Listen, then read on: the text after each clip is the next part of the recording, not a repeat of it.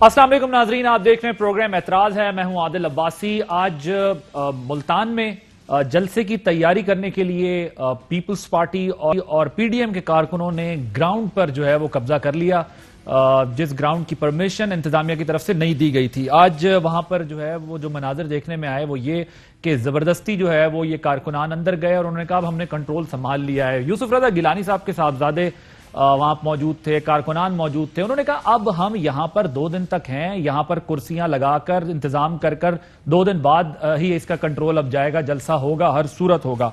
हुकूमत की तरफ से कहा गया था, अदालत की तरफ से भी कहा गया था कि ये जलसे इस तरह के ना हो कोरोना के मामले पर, लेकिन ऑपोजिशन की तरफ से बता दिया गया है कि जहां आप दीगर मामलात चला रहे हैं, मामूलात जिंदगी चल रहे हैं, तो क्यों हमारे जलसों को निशाना बनाया जा रहा है? सिर्फ जलसों से कोरोना फैलता है। आज हमने वो मनाजिर देखे कि ऑपोजिशन ने अपना मूड बता दिया कि हमने हर सूरत जलसा करना है, चाहे कुछ भी हो जाए। हुकूमत की क्या स्ट्रेटेजी होगी आगे, इससे किस तरह से हुकूमत निपटेगी सारे मामले से, क्योंकि हम देख रहे हैं यहां तक कहा गया, बिलावल साहब ने कहा कि अगर मेरे जियालों को तकलीफ हुई तो मुल्क के कोने कोने में एहतजाज होगा। और पीपल्स पार्टी के वहां के रहनुमा ये कह रहे हैं कि पूरा मुल्तान जलसागाह बन जाएगा अगर आपने रोका, फिर कोरोना फैलने का बहुत डर है। इस पर बात करेंगे। दूसरा मामला है, हम डिस्कस करेंगे आज स्टील मिल की बहुत बात होती है। स्टील मिल पर पिछली हुकूमतों का क्या स्टांस था, पिछली हुकूमतों की क्या कारकर्दगी थी, अब मौजूदा हुकूमत के क्या क्लेम्स थे और अब होने क्या जा रहा है। आज जो है वो हमाद अजहर साहब ने भी प्रेस टॉक की। उन्होंने भी कहा 4,500 मुलाजमीन जो हैं वो बरतरफ कर दिए हैं और उसकी तफसीलात दी कि कितना जो है वो नुकसान होता है। 7-8 अरब रुपए का सालाना उन्होंने बताया, जिसकी बेस के ऊपर 10 अरब रुपए का, जिसकी बेस पर उन्होंने कहा कि अब हम इसको जो है वो मुलाजमीन को फारिग करेंगे, प्राइवेटाइज करने के लिए उसकी राह हमवार की। इस पर थोड़ी सी बात करेंगे और कुछ और मामलात पर भी बात करेंगे। वजीर आजम भी जो है वो यही कहते दिखाई दे रहे हैं कि हुकूमत का मसला नहीं है, हमें कोई परवाह नहीं है, जल्द से जल्द बेशक करे, लेकिन कोरोना फैल जाएगा ये डर है, वरना अपोजिशन के जलसों से मुझे कोई फर्क नहीं पड़ता। अपने मेहमानों का तारुफ करा दूं। हमारे साथ मौजूद हैं फवाद चौधरी साहब, वफाकी वजीर बराए साइंस एंड टेक्नोलॉजी हैं, पाकिस्तान तहरीक इंसाफ के रहनुमा। मुर्तजा वहाब साहब तर्जुमान है सिंध हुकूमत के, पीपल्स पार्टी के रहनुमा। और मोहसिन शाहनवाज रांझा साहब थोड़ी देर में ज्वाइन करेंगे, सीनियर रहनुमा पाकिस्तान मुस्लिम लीग नवाज के। I will start with you Fawad Chaudhry साहब। फवाद चौधरी साहब, मुझे ये बताइएगा, आज जो कुछ हुआ है इंतजामिया की जानिब से अब एक्सेप्ट कर लिया गया कि जी ठीक है, बज़ाहिर हमें लगा कि अब देखा उन्होंने रेजिस्टेंस आ रही है तो जाने दिया। हुकूमत की स्ट्रेटजी है क्या? अगर हुकूमत चाहती है कि ये रोका जाए तो उसके लिए तो फिर अपनी रिट स्टैब्लिश करने के लिए हुकूमत को हुकूमत बनना पड़ेगा, और अगर इसी ढीले ढाले अंदाज से करना है तो इससे बेहतर है कि इजाजत दे दी जाए। इजाजत, देखिए बात यह है इजाजत से क्या मुराद है। पहली बात तो यह है कि जो जलसे पर बैन है वो हुकूमत ने तो नहीं लगाया, ये तो एनसीओसी ने और एनसीसी ने, जिसमें खुद मुराद अली शाह साहब उसके मेंबर हैं, जिसमें फारूक हैदर साहब मेंबर हैं, वो तमाम वहाँ पे एक्सपर्ट्स बैठते हैं, उन्होंने बातचीत की है और उन्होंने इज्तिमा पर पाबंदी लगाई है, जिसमें सियासी इज्तिमात भी शामिल हैं, और उन्होंने वहाँ पे SOPs जो हैं वो जारी किए हैं। अगर SOPs के मुताबिक हो, यानी 300 लोगों से कम हो जलसा और वो तमाम बाकी SOPs हैं तो अलाउड है, अगर इससे ज्यादा है तो अलाउ नहीं है। तो इससे हुकूमत का मामला नहीं है, ये जो पाबंदी है ये तो NCOC की लगाई हुई है। दूसरी बात यह है कि जिस तरह आज भी आपने देखा कि पुलिस ने तो, हम कोई PMLN तो है नहीं कि जाके वहां पे लोगों को जो है वो 16 लोगों को वहां पे मार दें और उसके बाद अल्लाह खैर सल्लाह हाथ धो के खड़े हो जाए। ये जाहिर है कि हम ने अभी तक जितने जलसे हुए हैं हुकूमत ने तो फैसिलिटेट किया है, लेकिन यहाँ पे तो हम सिर्फ समझाने की कोशिश कर रहे हैं, और मीडिया हमसे ज्यादा तो मीडिया समझाने की कोशिश कर रहा है कि ये अहमकाना लॉजिक है आपका कि जलसों से कोरोना नहीं फैलता। पेशावर में जलसा हुआ है, उसके बाद पेशावर में कोरोना की शरह तेजी से ऊपर गई है। बहावलपुर और मुल्तान जो है वहाँ पे पहले ही मामला जो है वो बाकी पंजाब से ज्यादा गंभीर हैं। तो मीडिया इसमें बहुत रोल प्ले कर रहा है, हुकूमत रोल प्ले कर रही है, और हम चाहते हैं कि खुद ही कोई अकल की बात करें और लोगों की जानों को खतरे में ना डालें। ठीक, लेकिन आप तो जाहिर है उसको इंतजामिया पे डाल रहे हैं, और एनसीओसी की किए हुए जो इनिशिएटिव्स हैं उसको भी ऑपोजिशन गवर्नमेंट के खाते में ही डाल रही है। एक और जरा मुझे बात बता दें, अब ये बात की जा रही है कि अगर रोका गया, कोई सख्ती की गई, तो हम फिर पूरे शहर में ये मुल्तान में जलसा होगा, फिर तो जाहिर है कोरोना फैलता है, पहले हम भी नहीं रोक सकेंगे। अभी मैं सुन रहा था गिलानी साहब के साहबजादे अली मूसा गिलानी, उनको कासिम गालिबन कह रहे जी अगर नहीं रोका गवर्नमेंट समझ ले, हमें जगह दे दे, अगर जगह नहीं दी तो फिर पूरे शहर में होगा, फिर उसके बाद जो है वो ना कोरोना रुकेगा और ना एहतजाज। कोई है जलसा देखिए, पहली बात तो यह है कि जिस तरह से आप कह रहे हैं कि हुकूमत के फैसले में, दोबारा आपको बताऊंगा कि एनसीओसी में सारी हुकूमतें शामिल हैं, सारी प्रोविंशियल गवर्नमेंट शामिल हैं, तमाम अपोजिशन की जो गवर्नमेंट्स हैं वो शामिल हैं, और मिलके फैसले जो है वो। दूसरी बात यह है कि जो वो कह रहे हैं कि जलसा तो आज भी आप ये सारे गए हैं, किसी ने नहीं रोका, पर्चे तो अलबत्ता होंगे, जाहिर है कि वो एनसीसी का फैसला है, वो हमारा फैसला तो नहीं है, वो तो तमाम एक मुत्तफिक ऑर्गेनाइजेशन का फैसला है। और जलसा अगर वो करना चाहेंगे इसके बावजूद तो वो कर लेंगे, हमारी तरफ से तो कोई सख्ती वाला मामला तो नहीं, कोई सख्ती वाला मामला। मुर्तजा वहाब साहब, अब हमारी जिम्मेदारी क्या है? कोई कौमी जिम्मेदारी भी है हमारी एक, जिस तरह पीपल्स पार्टी का तो थ्रू आउट ये स्टांस था। मैं चले वो पुरानी बातों में नहीं जाता, मुझे ये बताएं कि अब अगर कोर्ट भी कह रही है, गवर्नमेंट भी कह रही है कि हम एब्सटेन इसलिए कर रहे हैं कि हम नहीं चाहते कि माजी में जिस तरह पीएमएलएन ने गोलियां चला दी, सब कुछ कर दिया, हमें गोलियां चलानी पड़े लोगों पर, लेकिन साथ में ये भी कह रहे हैं कि अगर आप ये जलसे ना करें, रोक लें, रिक्वेस्ट करके आपके साथ वो काम चलाने की कोशिश करें, तो खुद हमारी भी कोई रिस्पॉन्सिबिलिटी होनी चाहिए, ऑपोजिशन को भी ये रियलाइज करना चाहिए कि हाँ ये नंबर तेजी से बढ़ रहा है। और वो कह रहे हैं ये एनसीओसी कर रही है, हम हुकूमत को आप क्यों इल्जाम, बिलावल साहब या पीपल्स पार्टी या दीगर जमातें हुकूमत को क्यों इल्जाम पर ठहरा दे रही हैं? बिस्मिल्लाहिर्रहमानिर्रहीम। आदिल, हुकूमत की जिम्मेदारी होती है इसलिए इल्ज़ाम ठहराया जा रहा है।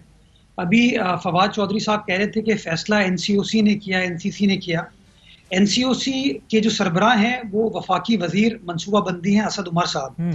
असद उमर साहब खुद आज सक्कर शहर में मौजूद थे और पाकिस्तान तहरीक इंसाफ के कारकुनान से माशाल्लाह उन्होंने भी खिताब किया और एक बहुत बड़ा इवेंट उन्हें वहां पर किया।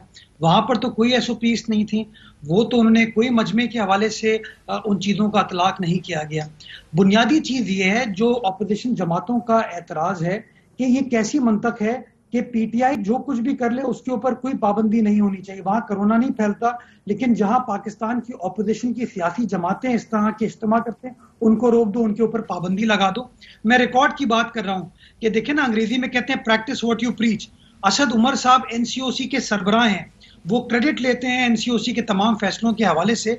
तो एनसीओसी ने जो फैसला किया जिसके बारे में फवाद चौधरी साहब अभी जिक्र कर रहे थे, उस फैसले की धज्जियां तो खुद असद उमर साहब ने 24 घंटे बाद, 48 घंटे बाद उड़ा दी, जब वो सक्खर में मौजूद थे अपने पार्टी के कारकुनान से बात करते हुए। दूसरी बात ये कहते हैं कि जी जो एनसीओसी के फैसले होते हैं वो बाद में एनसीसी में उसमें बातचीत होती है। इस एनसीसी के इजलास में मुराद अली शाह साहब मौजूद नहीं थे बिकॉज उनको कोरोना वायरस हुआ है, वो मीटिंग में पार्टिसिपेट नहीं कर पाए। बट मैं आपको जिम्मेदारी के साथ कहता हूं कि वजीर आजम आज़ाद कश्मीर ने भरपूर तरीके से वजीर आजम के इस फैसले को अपोज किया था। तो ये जो बार बार कहते हैं ना कंसेंसस के साथ फैसले होते हैं एनसीसी में, ये बात गलत है। जो ऑपोजिशन की जमातें वहां पर मौजूद हैं वो अपना पॉइंट ऑफ व्यू कन्वे करती हैं। वो पॉइंट ऑफ व्यू क्या है आदिल?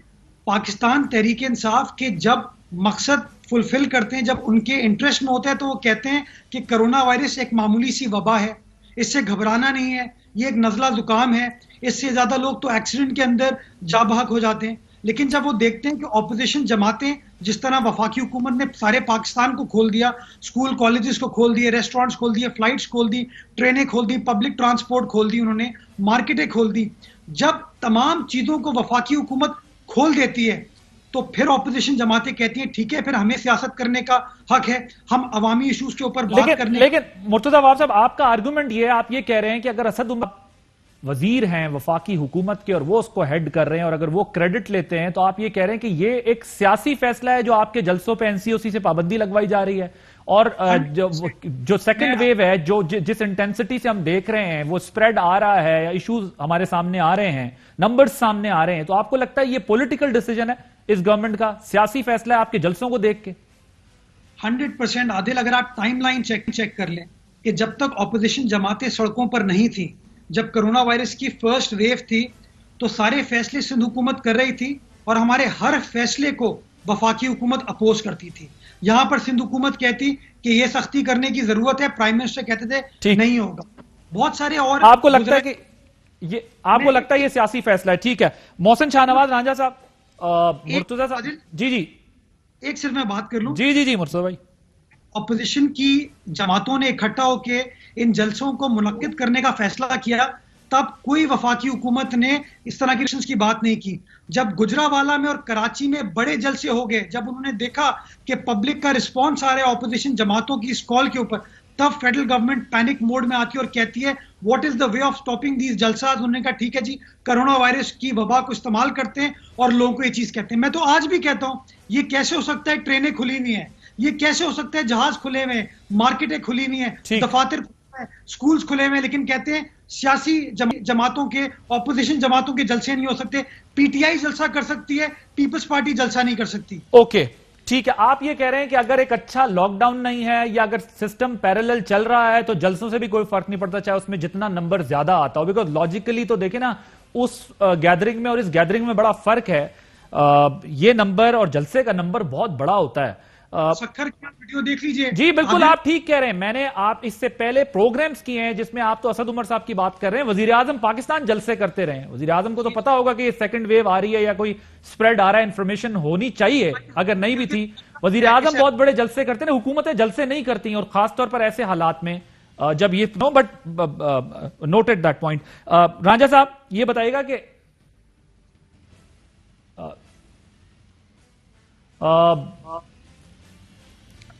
मोहसिन रांझा साहब को शायद वो अब मुझे जरा इसके ऊपर बता दीजिएगा मुर्तजा आप साहब, ये जो इससे पहले मैं उनसे भी पूछ लूंगा, अब ये स्टील मिल का जो मामला है, स्टील मिल पे तो अपनी पोजीशन गवर्नमेंट ने क्लियर कर दी है। वो कहते हैं कि जी अगर सिंध गवर्नमेंट की दिलचस्पी है तो वो आके जो है वो ले चला सकती है, तो चला ले इसको।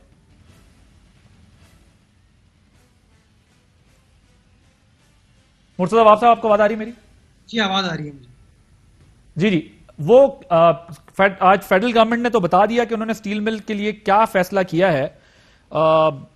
वो कहते हैं अगर सिंध गवर्नमेंट चला सकती है तो सिंध गवर्नमेंट आ जाए, सिंध गवर्नमेंट ले ले इसको। देखिए आदिल, पहले तो मैं समझता हूं बैकग्राउंड को थोड़ा सा समझने की जरूरत है। ये नहीं हो सकता कि सियासी जमात का ऑपोजिशन के दिनों में कुछ और पॉइंट ऑफ व्यू हो और हुकूमत में आने के बाद पॉइंट ऑफ व्यू यकसर तब्दील हो जाए। पाकिस्तान तहरीक इंसाफ का point of view before coming into government was कि हम स्टील मिल के मुलाजमीन को डाउन साइज नहीं होने देंगे। उनका पॉइंट ऑफ व्यू ये था कि हम 60 रोज के अंदर स्टील मिल को टर्न अराउंड करके एक प्रॉफिट मेकिंग एंटिटी में कन्वर्ट कर देंगे। बल्कि मैं असद उमर साहब को कोट करना चाहूंगा कि उन्होंने कराची में एक तकरीर में मुलाजमीन से बात करते हुए कहा था कि मेरी इस तकरीर को रिकॉर्ड कर लें ताकि बाद में आप मुझे शर्मिंदगी दिला सकें कि अगर पाकिस्तान तहरीक इंसाफ की हुकूमत आती है और आप लोगों को रोजगार से बरतरफ किया जाता है तो मैं अपनी हुकूमत का, अपनी सियासी जमात का साथ नहीं दूंगा, मैं आप मुलाजमीन का साथ दूंगा।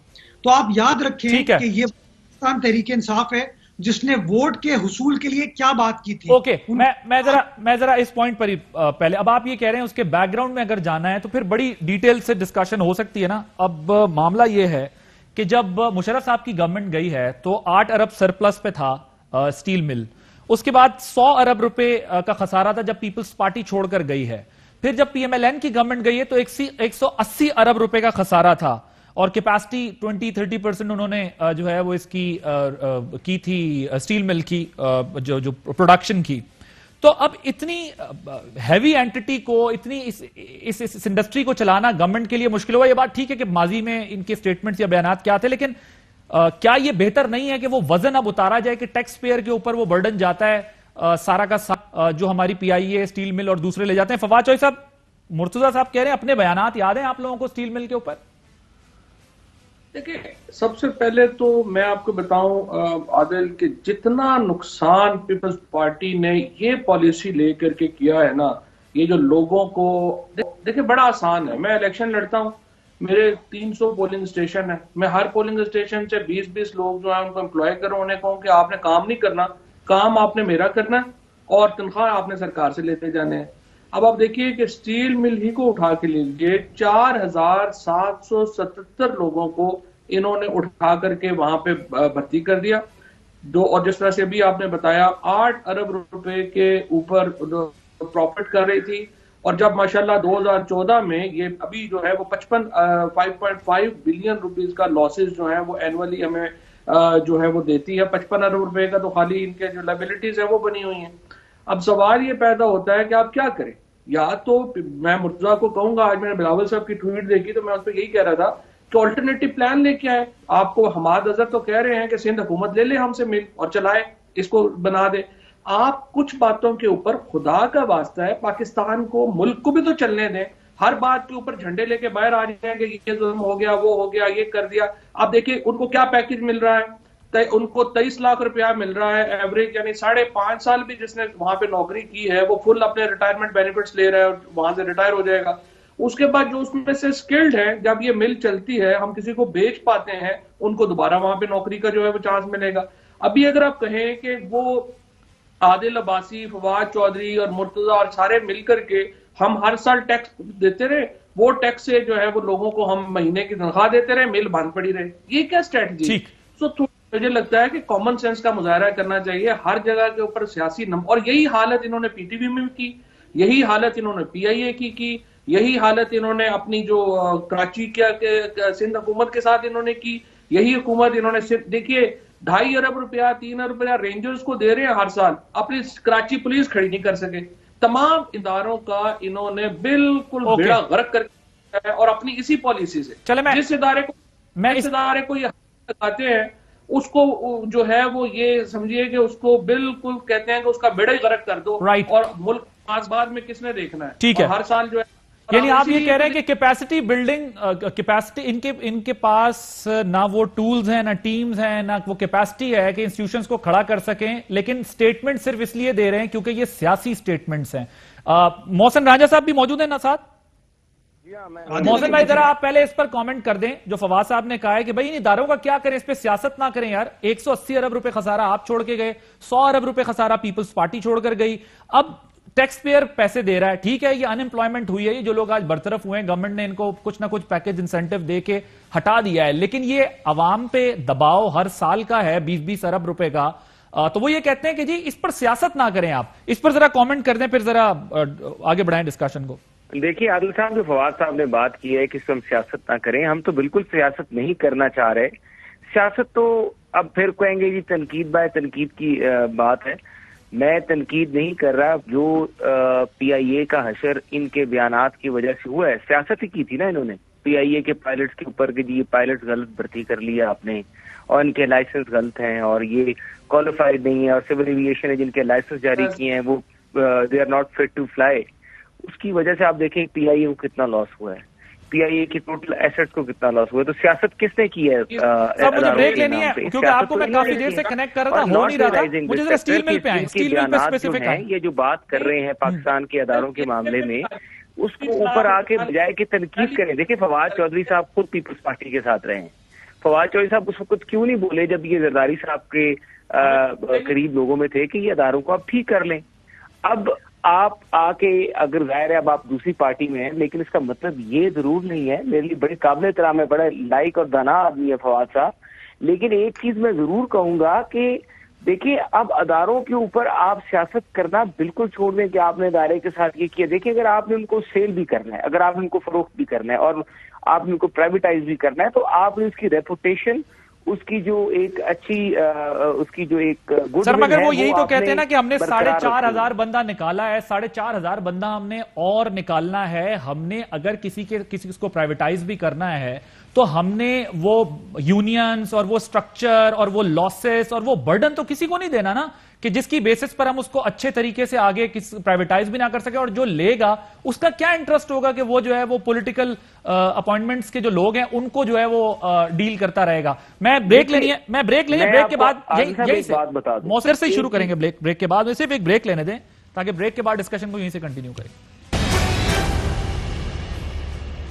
Welcome back. मुर्तजा वाब साहब, फवाद चौधरी साहब ने जो बात की जरा उस पर आप रिस्पॉन्ड कर दें। इंस्टीट्यूशंस के ऊपर देखिए, जो इल्जाम ये लोग लगाते हैं वो इल्जाम तो लगाते रहेंगे, और मैं माजी में नहीं जाऊंगा ये कहते हुए कि अगर वो 8 से 13 की बात करें तो फवाद मेरा भाई है, हमारी हुकूमत का हिस्सा था, उस वक्त उन्होंने क्या किरदार अदा किया, तो मैं इस पे नहीं जाता। मेरा पॉइंट ऑफ व्यू ये है कि सियासी जमात को तो संजीदगी का मुजाहरा करना चाहिए ना। वो सियासी जमात जो कि अपने आप को कहती है कि मैं मुस्तकबिल में पाकिस्तान की हुकूमत कायम करूंगी, वो आवाम से वोट मांगने के लिए क्या कहती है? वो कोई जेनेरिक बात नहीं करती है। मैं 1 करोड़ नौकरियों की बात नहीं कर रहा हूँ, मैं स्पेसिफिक ऑडियंस की बात कर रहा हूं कि जिस ऑडियंस के साथ बैठ के आप इंगेज कर रहे हैं, उनसे वोट लेने के लिए बात कर रहे हैं, तो आप उनको कहते हैं कि मैं आपको बेरोजगार नहीं होने दूंगा, मैं आपको मुलाजमत से बरतरफ नहीं होने दूंगा। और नतीजा क्या हुआ आदिल अब्बासी साहब, ये स्टील मिल का जो हल्का है, इससे कौमी असेंबली का पीटीआई का उम्मीदवार जीता है। जरा ये भी चेक कर लीजिए फवाद चौधरी साहब। तो ये जो कहते हैं ना कि सियासी बेनिफिट जो है वो पीपल्स पार्टी को हो जाते हैं इन चीजों का, यहाँ से पीटीआई का उम्मीदवार कौमी असेंबली से मुंतखब हुआ। ये बट टर्न अराउंड कैसे करेंगे? वो कहते हैं अगर आपके पास कोई प्लान है, कोई सोल्यूशन है, you need to come up with that idea. बिल्कुल चाहिए। आई एग्री विद यू के पास्ट में ये स्टेटमेंट्स देते रहे हैं, सारा कुछ चलता रहा है, लेकिन अभी क्या है, हल क्या है? आदिल मुझे बताइए, क्या बेचना चीजों को हल है? अगर बेचना चीजों को हल है तो फिर हुकूमत में ये लोग क्यों आए हैं? फिर तो शौकत अजीज की हुकूमत ठीक थी। ये तो वो लोग थे जो दावा करते थे हम चीजों को टर्न अराउंड करेंगे। अब मैं स्टील मिल के हवाले से आपको एक मिसाल देना चाहूंगा जिसपे मेरे ख्याल में फवाद चौधरी साहब मुझसे इत्तफाक करेंगे। देखिए, स्टील मिल को मैं समझता हूं कि एग्जीक्यूटिव फैसले जो हैं वो एग्जीक्यूटिव डोमेन में होने चाहिए। माजी में जब 2006 में स्टील मिल को प्राइवेटाइज करने का फैसला किया गया था तो अदालत ने, इफ्तिखार चौधरी साहब ने उसकी प्राइवेटाइजेशन को मौखिर कर दिया, प्राइवेटाइजेशन के प्रोसेस को रोक दिया। यह आपको पता होगा, आपको याद होगा। बिल्कुल। तो कहते हो कि 8 से 13 तक ये लॉस हुआ, 13 से 18 तक ये लॉस हुआ, तो जरा समझने की जरूरत है कि 2006 के उस फैसले ने किस तरीके से पाकिस्तान को नुकसान पहुंचाया। कभी आप इस बारे में बात नहीं करते। आप ये कहोगे फलां सियासी जमात ने नुकसान पहुंचा दिया, फलां सियासतदान ने नुकसान पहुंचा दिया, लेकिन ये जो इस तरह की मदाखलत होती है, ये जो इस तरह के फैसले किए जाते हैं, उनका भी जो नुकसान होता है। मगर मुर्तजा साहब, इसमें इसका एक माजी भी है ना। देखें, अगर आप 180 अरब रुपए को सिर्फ और सिर्फ इफ्तिखार चौधरी के सोमोटो पे डालकर या उसकी प्राइवेटाइजेशन पे या किसी और तरीके पे डालकर जान छुड़ा ले, ये भी तो मसले का हल नहीं है। माजी में प्ली बार्गेन भी तो होता रहा ना फारूकी जी। आदिल 15 साल, इस कौम के 15 साल जाया होने के बाद अगर हमारी बहुत ही काबिल एहतराम कॉम्पिटेंट हुकूमत ये कहती है कि privatisation is the only solution, तो फिर इनको कहना भी चाहिए कि इफ्तिखार चौधरी ने पॉइंट। लेकिन आप ये कह रहे हैं अगर आपके पास नहीं संभल सका तो इनके पास क्या हल था, ये दे देते हैं। मैं फवाद चौधरी साहब जरा माजी के बयानात भी आपको सुनवा देता हूं कि बयानात थे, उसके बाद वो कह रहे हैं कि अब आपके पास सोल्यूशन सिर्फ यही बचा है। जरा सुनवाइएगा माजी में पीटीआई का क्या स्टांस था। ये स्टील मिल पाकिस्तान का सबसे बड़ा सासा। अगर ये स्टील मिल प्राइवेटाइजेशन का काम नहीं रोका गया तो रेलवे भी ब्लॉक करेंगे। यहाँ पर गवर्नर है, उसको चाहिए कि निचकाई रोके, गरीबों का पेट नहीं कटने देंगे। अपने मजदूरों से कहा है कि 4 महीने इंतजार करो, 4 महीने ये निचकारी का अमल रोक दें और इंशाल्लाह पाकिस्तान तहरीक इंसाफ वादा करती है पाकिस्तान स्टील मिल चला कर दिखाएगी। वादा मैं आपके साथ ये कर रहा हूँ, खास तौर पे स्टील मिल के मजदूरों के साथ। अगर कल पाकिस्तान के अंदर तहरीक इंसाफ की हुकूमत होती है और खुदा ना खास्ता नहीं होगा ऐसा, स्टील मिल के मजदूरों का उनका हक नहीं मिल रहा, मैं तहरीक इंसाफ की हुकूमत के साथ नहीं, मैं स्टील मिल के मजदूरों के साथ खड़ा हुआ नजर आऊंगा। ये स्टील मिल हम कैसे ठीक करेंगे? मैनेजमेंट ला के, प्राइवेटाइज करके नहीं। हम 4,500 मुलाजमीन को टर्मिनेट कर रहे हैं। हम ये चाहते हैं इसके अंदर एक प्राइवेट इन्वेस्टर आए। फवाद चौधरी साहब।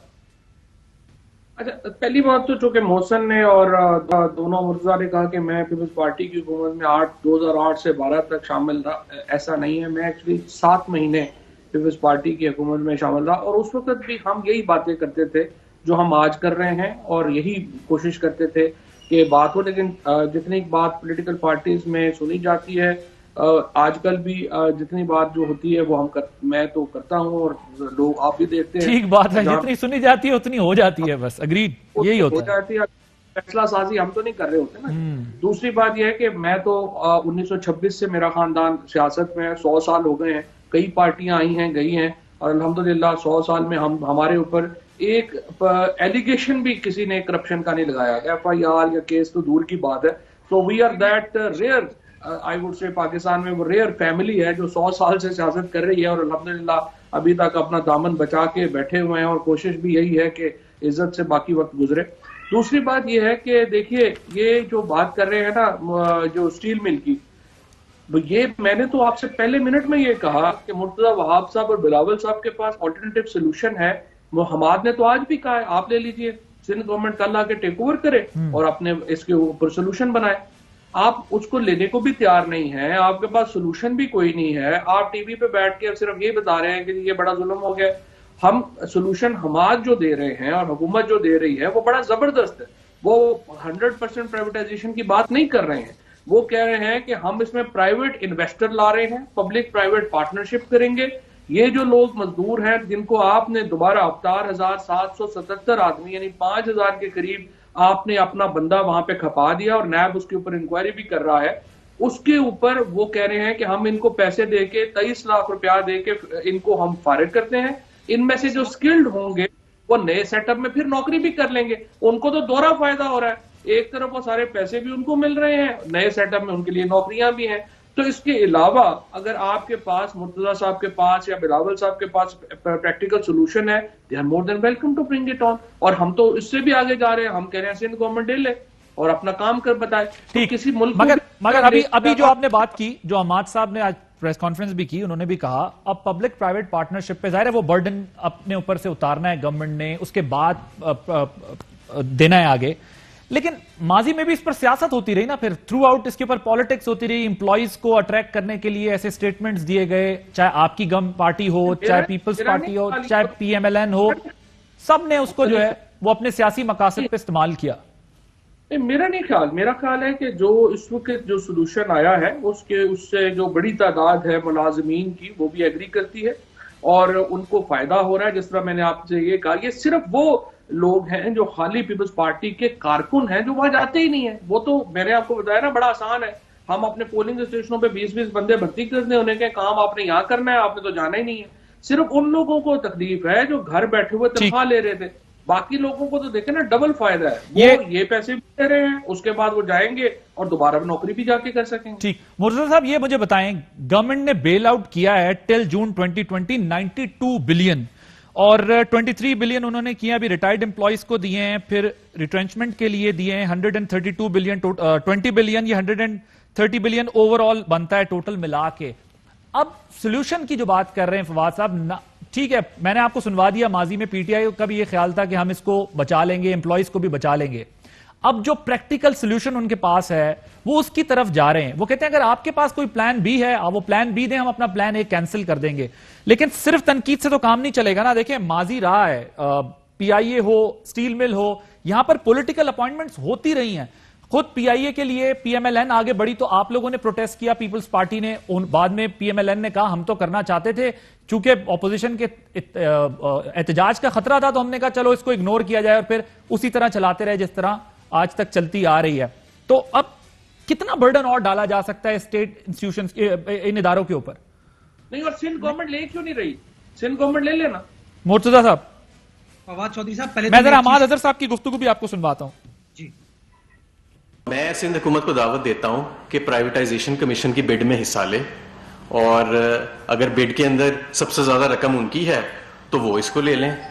और मैं आपको ये भी याद दिलाता रहा हूं कि ये जो इस वक्त 200 अरब के करीब लाइबिलिटीज हैं, 100 अरब इसमें से पीपल्स पार्टी के दौर में इकट्ठी हुई थी और ये पीपल्स पार्टी के दौर में ही मुनाफे से नुकसान में गई थी।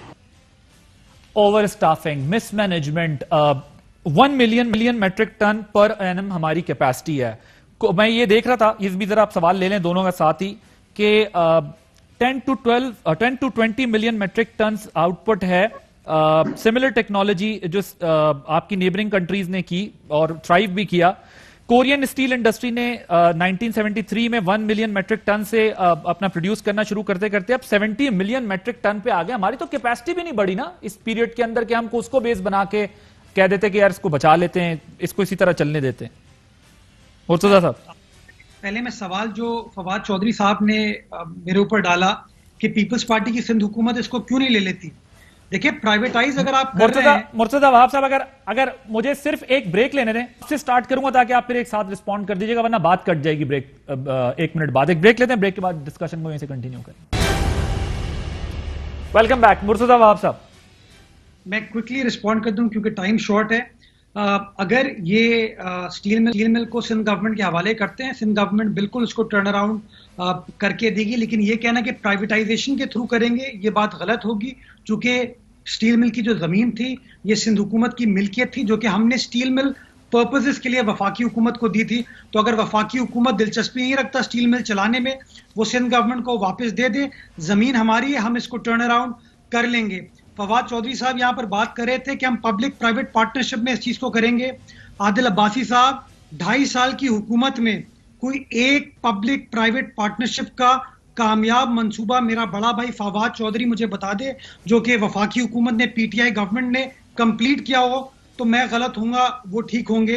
इनके पास एक मिसाल पब्लिक प्राइवेट पार्टनरशिप इनिशिएटिव की वफाकी हुकूमत में कामयाबी के साथ नजर नहीं आती। Last but least, Hammad Azhar साहब को, पीटीआई की हुकूमत को कम से कम पाकिस्तान की आवाम के सामने इस बात को तस्लीम कर लेना चाहिए कि इमरान खान साहब के पास स्टील मिल को टर्न अराउंड करने का कोई फॉर्मूला नहीं था, कोई मैकेनिज्म नहीं था, कोई स्ट्रैटेजी नहीं थी, और उन्होंने सिर्फ पॉलिटिकल पॉइंट स्कोरिंग के लिए माजी में ऐलानात किए थे। कोई फॉर्मूला इस इदारे को टर्न अराउंड करने का इनके पास नहीं था। ये इनका फेलियर है, कम से कम इस बात को इन लोगों को अब तस्लीम करना चाहिए। ऑलराइट, फवाद चौधरी साहब, वक्त जरा कम है, वरना मैं कुछ काउंटर आर्गुमेंट्स हैं, लेकिन आप जरा इस पर रिस्पॉन्ड कर लें, फिर उस पर बात करते हैं आगे। फवाद चौधरी साहब, वो कहते हैं एक पब्लिक प्राइवेट पार्टनरशिप का सक्सेसफुल फॉर्म, आपका माइक म्यूट है फवाद चौधरी साहब। देखिए, वो पहली बात यह है अपना आदिल कि वो तो अहमद ने पूरा प्रोजेक्ट दे दिया है, पूरा अपना मंसूबा दे दिया है, उसके ऊपर उनको एतराज है। लेकिन असल बात अनफॉर्चुनेट ये है, देखिए हमें ये यहाँ पर जो सुप्रीम कोर्ट है उसके लिए बहुत लेसन्स हैं अपने फैसलों में सुनने के। अगर ये इफ्तिखार चौधरी की कोर्ट ने उस वक्त स्टील मिल को रिवर्स ना किया होता तो आज सिचुएशन पाकिस्तान में बिल्कुल मुख्तलिफ होती, और इतनी बड़ी इन्वेस्टमेंट का उन्होंने बेड़ा गर्क किया। उसके बाद सुप्रीम कोर्ट के उस दौर के जो फैसले हैं, उन्होंने जिस तरीके से पाकिस्तान को एक आलमी सतह के ऊपर सुबकी का सामना करना पड़ा, इतना बड़ा पैसे हमारे चले गए। और स्टील मिल भी एक क्लासिक केस है जहां पे हमारे जो सुपीरियर कोर्ट के जज साहिबान हैं उनके लिए बहुत सबक है कि कैसे आपने कहां पर अपने आप को रिस्ट्रेन करना है। स्टेट ओन्ड इंस्टीट्यूशंस के अंदर जुडिशरी को इंटरवीन नहीं करना चाहिए, एडमिनिस्ट्रेटिव मसला होता है, बड़ा मुश्किल होता है, आप ये कह रहे हैं। बिल्कुल, बड़ा देखिए प्रॉब्लमेटिक होते हैं, इसमें बेशुमार चीजें, जजेस की कॉम्पिटेंस नहीं होती। वो जगहों के ऊपर जिस तरह से आप, अब तो मिसालें हैं ना हमारे सामने, millions and millions of dollar. Sir वो कह रहे हैं आप हमें दे दें, सिंध गवर्नमेंट को लैंड भी सिंध गवर्नमेंट की है, हमें दे दें, हम टर्न अराउंड कर देंगे। तो वो तो उन्होंने कह दिया आप आ जाएं, आप प्राइवेटाइज, आपके बकौल तो इतना बड़ा लॉस है, इसको वैसे ही किसने लेना है। और अगर वहां पे आ जाएगा, किसी और के पास हो जाएगा तो आपको खुशी होगी, अदरवाइज आप आके ले ले और इसको टर्न अराउंड करें। अल्लाह खैर सन। जनाब मुर्तजा साहब, हमारी चीजें हमें वापस कर दें, जमीन हमारी है, हमें कोई एतराज नहीं। प्रॉपर्टी डीलर ही बने हुए हैं ना आप, बेसिकली प्रॉपर्टी डीलिंग करना चाहते हैं, आपको स्टील मिल से कोई दिलचस्पी नहीं है। फवाद, आप मेरे बड़े भाई हैं, लेकिन मैं बड़े एहतराम के साथ आपको कहना चाहूंगा कि पाकिस्तान आइलैंड्स डेवलपमेंट अथॉरिटी हो, स्टील मिल हो, रेडियो पाकिस्तान की जमीन हो, प्रिंटिंग कॉरपोरेशन की जमीन हो, या रावी सिटी का प्रोजेक्ट हो, प्रॉपर्टी डीलिंग कौन कर रहा है हम सबको पता है। आप चाहेंगे नाम भी हम आपके साथ शेयर कर लेंगे, आपको तो पता होगा, काबीना में आपको ब्रीफिंग दी जाती होगी कि कौन कौन से कर रहा है भाई, कौन कौन लोग प्रॉपर्टी डीलिंग कर रहे हैं, कौन कर रहा है। मुर्तजा साहब, आप साहब बता दें यार। चौधरी साहब कह रहे हैं हमें नहीं पता। फवाद चौधरी को सब पता है कि पाकिस्तान आइलैंड डेवलपमेंट अथॉरिटी हो, प्रिंटिंग कॉर्पोरेशन की जमीन हो, स्टील मिल की कौन जमीन ले रहा है, कौन ले रहा है, लिस्ट तो मैंने ले ली आपसे, कौन ले रहा है? ये जितने भी इनके साथ इनकी एटीएम घूमती हैं खान साहब की, जिन्होंने माजी में इन्वेस्टमेंट की थी, उन सबके इंटरेस्ट है इसके अंदर। मुर्तजा भाई नाम बता देना उनके, आपको पता है एटीएम्स कौन कौन है? यार मैं कैसे कह दूं कि कौन सी वाली है, ये तो बताएं आप कौन है। मैं तो जेनेरिक बात कर रहा हूं कि आप जेनेरिक बात करें। फवाद चौधरी साहब वो कह रहे हैं आपको पता है कौन है, कौन खरीद रहा है सारा को। 20 सेकंड्स। ये तो खैर ऐसे ही अपना वो कह रहे हैं, मुर्तजा ने एक वो पॉलिटिकल पॉइंट स्कोरिंग वाली बात की है ना, वो तो अभी शुरू ही कुछ नहीं हुआ, वो तो अभी चल रहा है। खैर वो तो ठीक है, वक्त खत्म हो गया है। फवाद चौधरी साहब thank you much, Murtaza Wahab साहब मौजूद थे, आपने प्रोग्राम देखा। नाज़रीन, आदिल अब्बासी को इजाजत दीजिए, अल्लाह हाफ़िज़।